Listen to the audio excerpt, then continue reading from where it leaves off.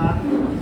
हमारे print media के साथी, इलेक्ट्रॉनिक मीडिया के साथी और सोशल मीडिया के माध्यम से, यूट्यूब के माध्यम से पत्रकारिता का कर्तव्य निभाने वाले आप सभी पत्रकार साथियों का और जो हमारे कैमरा के साथी आप सबका हम इंडिया अलायंस की ओर से, कांग्रेस पार्टी की ओर से स्वागत करते हैं, आपका अभिनंदन करते हैं। जैसा कि हमारे वरिष्ठ नेता पूर्व मंत्री डॉक्टर नरेंद्र नाथ जी ने आपको बताया कि यह प्रेस वार्ता एक बहुत महत्वपूर्ण विषय पर बुलाई गई है।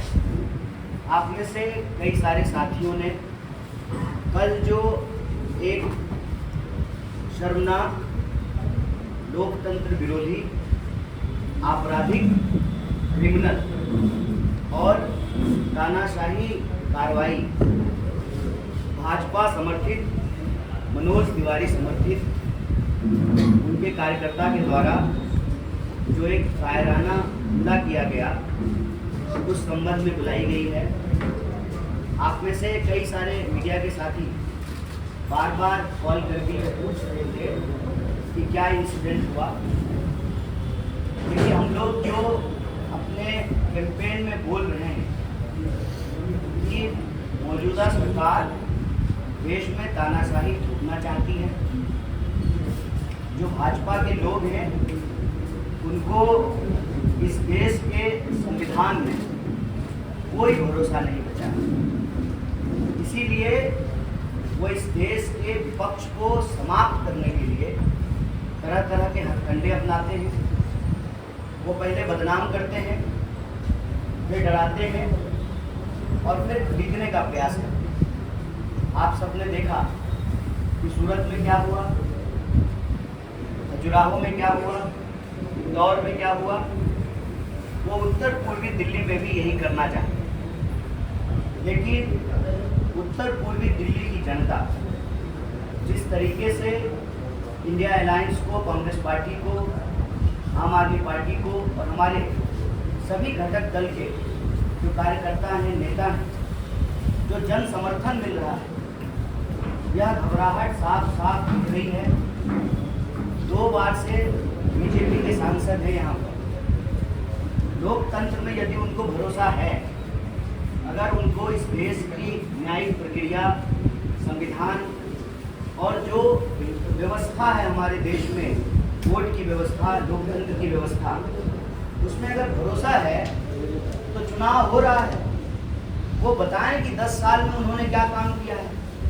लेकिन अपना काम बताने की बजाय जब से कांग्रेस पार्टी की ओर से मुझे इंडिया अलायंस का प्रत्याशी बनाया गया है उत्तर पूर्वी दिल्ली से, लगातार झूठ बोल रहे हैं, डॉक्टर नकली वीडियो घुमा रहे हैं और आम लोगों को भड़काने का प्रयास कर रहे हैं। जब आम लोग इनकी बातों में नहीं आए, आम लोगों ने हर गली में इनसे यही पूछा कि सड़कें क्यों नहीं बन रही, जाम की समस्या क्यों नहीं समाप्त हो रही, क्यों यहाँ पर लॉ एंड ऑर्डर का, कानून व्यवस्था का एक गंभीर समस्या है और 10 साल में आप दिखाई क्यों नहीं दिए, हमारे सुख दुख में क्यों नहीं आए।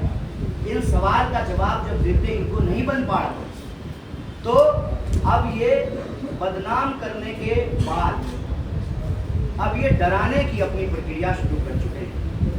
तो मैं उनको कहना चाहता हूँ, हम गांधी जी के सिपाही हैं, हम डॉक्टर बाबा साहेब भीमराव अंबेडकर के संविधान को मानने वाले लोग हैं। हमारे अंदर शहीद आजम भगत सिंह का साहस है कि कितनी भी कोशिश कर लें हम रुकेंगे नहीं। हम उत्तर पूर्वी दिल्ली की जनता के सवाल उठाते रहेंगे और हमारा सवाल उठाने का असर देखिए, 10 साल हो गए, 10 साल से सांसद हैं साहब और 10 साल से प्रधानमंत्री जी, आदरणीय प्रधानमंत्री जी प्रधानमंत्री, एक बार भी उत्तर पूर्वी दिल्ली नहीं आए। ऐसा क्या हुआ है इस बार के चुनाव में कि प्रधानमंत्री जी भी सभा करने के लिए आ रहे हैं आज, और जहां प्रधानमंत्री जी सभा करने के लिए आ रहे हैं, आदरणीय प्रधानमंत्री जी आप कहते हैं बेटी बचाओ बेटी पढ़ाओ, कल हमारे ऊपर हमला करने के प्रयास में एक जो महिला पार्षद है छाया शर्मा, जिस वार्ड में प्रधानमंत्री जी आ रहे हैं उसी वार्ड की जो पार्षद है, उस महिला पार्षद पर भी अटैक किया गया, स्याही फेंकी गई। बाकी कंप्लेन उन्होंने पुलिस में कराई है। तो आप कहते हैं बेटी बचाओ बेटी पढ़ाओ, सड़क के किस तरफ आपके समर्थक हमला कर रहे हैं, सड़क के उस तरफ जो है आप आ रहे हैं। हम उम्मीद करते हैं कि प्रधानमंत्री जी इस बारे में एक शब्द बोलेंगे। देश के लोगों ने उनको अपना आशीर्वाद दिया, 2 बार प्रधानमंत्री बनाया, लोकतंत्र के द्वारा चुने हुए 140 करोड़ लोगों के प्रधानमंत्री हैं वो, उस पार्षद के भी प्रधानमंत्री हैं जिस पार्षद के ऊपर यह कायराना हमला किया गया है। मुझे उम्मीद है, मैं आशा करता हूँ कि प्रधानमंत्री जी मंच से इसकी आलोचना करेंगे, इसकी निंदा करेंगे और अपने दोस्त जय शाह जी को, सॉरी माफ कीजिए, अमित शाह जी, क्या कीजिएगा आजकल पिता का नाम याद, अमित शाह जी को कहेंगे, गृह मंत्री हैं वो, कि पुलिस जो है इस पर कार्रवाई करेगी और इस इलाके में जो गुंडागर्दी फैलाने की कोशिश की जा रही है, जो आपराधिक माहौल पैदा करने की कोशिश की जा रही है, उस पर कानून जो है न्यायपूर्ण तरीके से कार्रवाई करेगी, निष्पक्ष तरीके से कार्रवाई करेगी। इस संबंध में हम आपको सिर्फ इतना कहने के लिए आए हैं कि 10 साल के सांसद के पास 10 काम नहीं है गिनाने का। कहते हैं कि 14,000 करोड़ खर्च किए, 14 पत्थर नहीं है शिलान्यास का और उद्घाटन का दिखाने का। इसीलिए जो सवाल हम उत्तर पूर्वी दिल्ली की जनता के हक के लिए पूछ रहे हैं, उन सवालों का जवाब देने के बजाय मुझे लगता है कि कहीं ना कहीं उनको लगने लगा है कि शायद उत्तर पूर्वी दिल्ली की जनता उनको स्वीकार नहीं कर रही है, इसीलिए वो यह कायराना पूर्ण आपराधिक हमला करा रहे हैं। लेकिन हम उनको कहते हैं कि हमारे पुरखों ने स्वतंत्रता सेनानी बनकर इस देश को आज़ादी दिलाई और हम संविधान सेनानी बनकर के इस देश के संविधान की रक्षा करेंगे। आपके कायराना हमले से, आपके द्वारा भेजे गए अपराधियों से, और अपराधी भी नमूना टाइप, मतलब कुछ जो है लाइक मिल जाए, कुछ व्यूज मिल जाए, नमूना टाइप। तो कुछ और सोचिए, इन चीज़ों से जो है हम रुकने वाले नहीं हैं और आपके माध्यम से उत्तर पूर्वी दिल्ली की जनता से हम अपील करते हैं कि लोकतंत्र में आपके हाथ में ताकत है। आप इस गुंडागर्दी का जवाब 25 मई को अपने वोट से दीजिए, इस तानाशाही का जवाब अपने वोट से दीजिए। जिस तरीके से एक महिला पार्षद पे हमला किया गया है छाया शर्मा जी के ऊपर, इसका जवाब अपने वोट से दीजिए। और 10 साल से जिन समस्याओं से आप जूझ रहे हैं, चाहे जाम की समस्या हो, ट्रैफिक की समस्या हो, सड़कें चौड़ीकरण नहीं हुई हो, पानी नहीं मिल रहा हो, जल भराव हो, जो भी परेशानी से आप जूझ रहे हैं उसका जवाब वोट से दीजिए। और सांसद महोदय से यही कहेंगे, सांसद महोदय आपने अगर काम किया है तो किसी भी मंच पे आकर के बहस कर लीजिए, ये गुंडा भेजने का क्या जरूरत है, बहस कर लीजिए, आप अपना काम गिना दीजिए। और आपने जो 2 गांव गोद लिए थे 2014 में, वो गांव हम घूम करके आए हैं। अगर आपने काम किया है तो अपना काम गिनाइए। विपक्ष को बदनाम करना, नकली वीडियो चलाना, गुंडे भेज करके लोगों को डराना और पैसे से खरीदने की कोशिश, ये हथकंडे हमारे ऊपर काम नहीं करेगा। हम लड़े थे और संविधान को बचाने के लिए, लोकतंत्र की रक्षा के लिए अपने आखिरी सांस तक संघर्ष करेंगे। एक बार फिर से आप सभी साथियों का बहुत बहुत धन्यवाद, बहुत बहुत शुक्रिया। आप में से कोई साथी अगर कोई प्रश्न करना चाहते हैं, कंप्लेंट कराई है, क्या आपने भी कोई पुलिस कंप्लेंट कराई है जिस तरीके का हमला आप पर किया गया?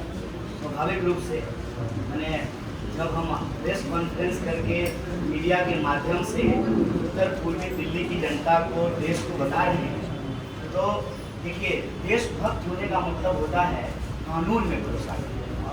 देशभक्त होने का मतलब होता है संविधान में भरोसा करना। तो कानून कहता है कि आप सबसे पहले इसकी सूचना पुलिस को दीजिए। हमने कंप्लेंट कराई है, हमारे इलेक्शन एजेंट ने कंप्लेंट कराया है हमारे बिहार पर, और हम अभी प्रत्याशी हैं। हमारी सुरक्षा की जिम्मेवारी इलेक्शन कमीशन ऑफ इंडिया की, जो आरओ हैं उनके पास भी हमने एप्लीकेशन दिया है, हमने कंप्लेंट करा है। तो चुनाव में किस तरह का बदलाव आप करने जा रहे हैं?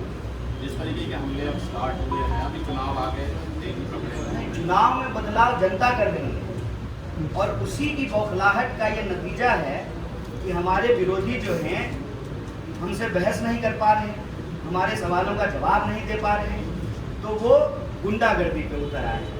लेकिन गुंडा भी थोड़ा ढंग का भेजना चाहिए, नमूना टाइप का भेजना। तो रैया जी, मेरा सवाल ये है कि आप हर देश में एक ऐसे बड़े मुद्दों पर मुखर होकर के बात कर रहे हैं।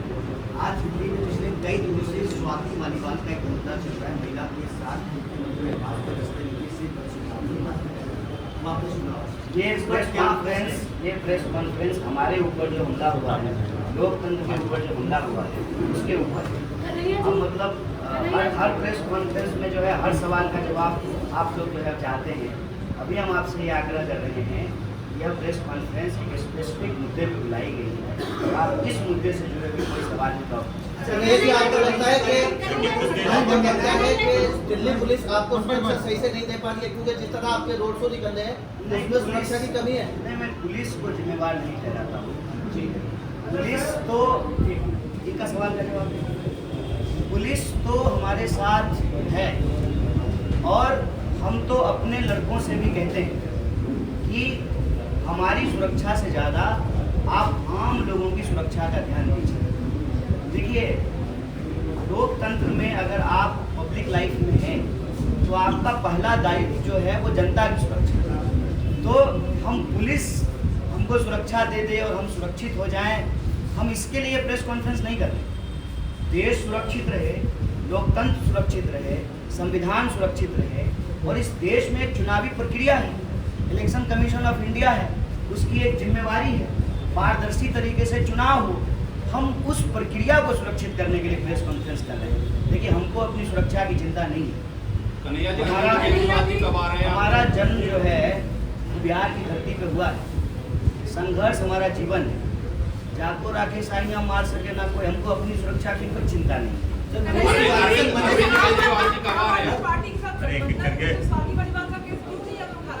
तो गठबंधन की प्रेस कॉन्फ्रेंस में उठाएंगे ना। अच्छा, आप दूसरा सवाल पूछा।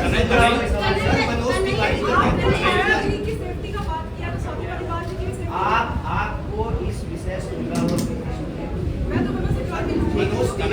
सिक्योरिटी पे अलग से जो है ये जो षड्यंत्र है आपके द्वारा, कांग्रेस के द्वारा रचा गया, क्योंकि आप चुनाव में हार रहे हैं और इस तरीके कौन कह रहे हैं? तो हम जो है उस नमूने को उनके मंच पे हम भेज दें, उसका आप सोशल मीडिया प्रोफाइल उठा करके देख लीजिए। वो जो है आतंक अपराधी है। अगर ये बात उठा रहे हैं तो हम आपको फोटो दिखा देते हैं। आप ट्विटर चेक करके नहीं आए थे? ये देखिए, कौन मंच शेयर कर रहा है, कौन बैठा हुआ है? हम बैठे हुए हैं। आप पलट करके मनोज तिवारी से फोटो दिखाए थे? फोटो दिखाए थे? क्या बोले मनोज तिवारी? नहीं, ये सवाल आपने उनसे पलट के पूछा कि ये कौन है जो आपके मंच पे बैठा हुआ है? प्रॉपर ये जवाब दिया है कि ये जो षड्यंत्र है उसकी वो निंदा करते हैं, लेकिन जिस तरीके से निंदा करते हैं, एक मिनट, लेकिन आपने षड्यंत्र, अच्छा, तो ये व्यक्ति उनसे जुड़ा हुआ है, भाजपा का कार्यकर्ता है, उनका समर्थक है, उनके साथ चुनाव कैंपेन कर रहा है। इसमें लेकिन किंतु परंतु कहाँ है? देश में उनकी सरकार है, 10 साल से वो सांसद है।